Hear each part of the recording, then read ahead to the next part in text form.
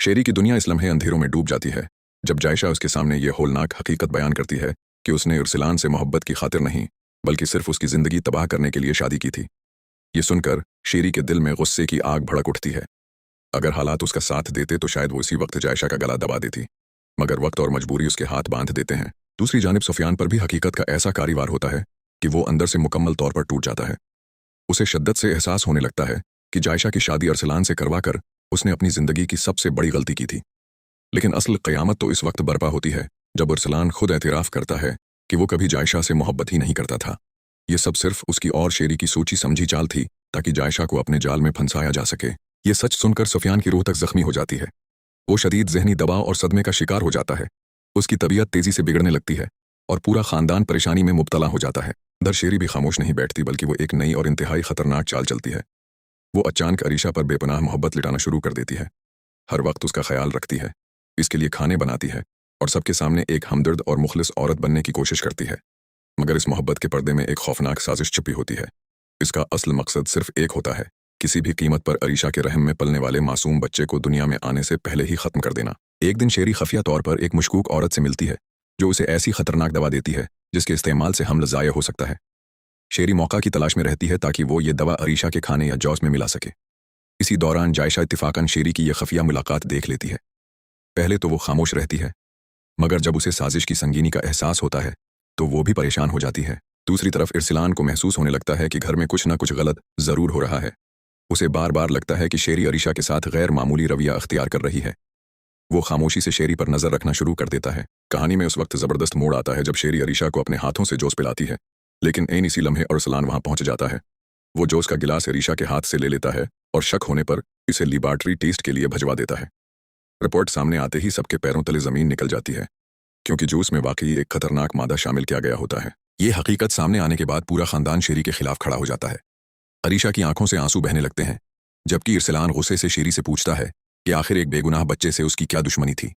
शेरी पहले हर इल्जाम से इनकार करती है, मगर जब सबूत एक एक करके सामने आने लगते हैं तो उसकी खामोशी ही उसके जुर्म का एतराफ़ बन जाती है। अब सवाल यह है कि क्या शेरी अपने अंजाम तक पहुंच जाएगी? क्या जायशा मजीद ऐसे राज बेनकाब करेगी जो पूरे खानदान को हिलाकर रख देंगे? और क्या अरीशा अपने बच्चे को इस खतरनाक साजिश से महफूज रख पाएगी, या कहानी एक और दर्दनाक मोड़ लेने वाली है? ये तमाम राज आने वाली अक़सात में सामने आएंगे।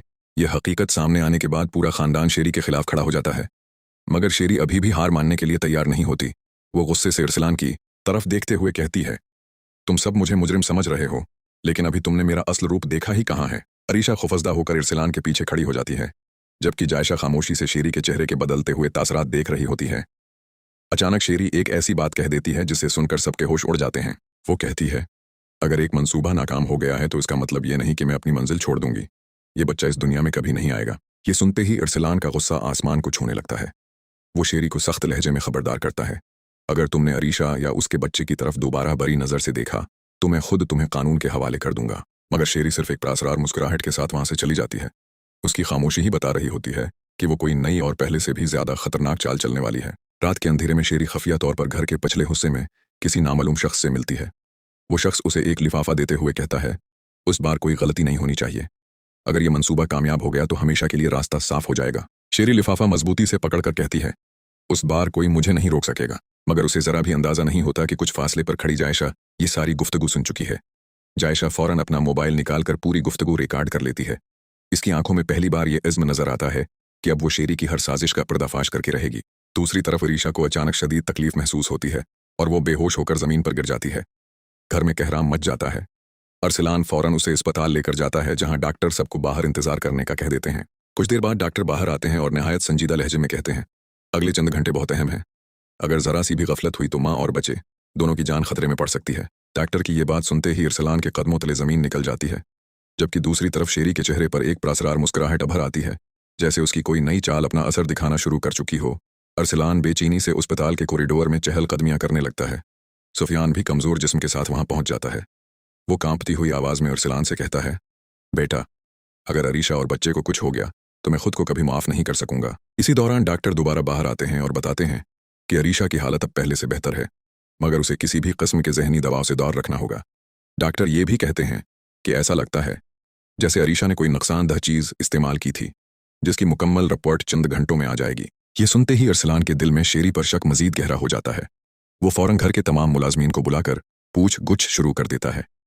पहले तो सब खामोश रहते हैं, लेकिन फिर एक मुलाजमा डरते डरते बताती है कि उसने शेरी को अरीशा के कमरे में अकेले जाते देखा था। ये बयान सुनते ही जायशा भी आगे बढ़ती है और वो वीडियो सबके सामने चला देती है जो उसने रात को शेरी की खफिया मुलाकात के दौरान रिकॉर्ड की थी।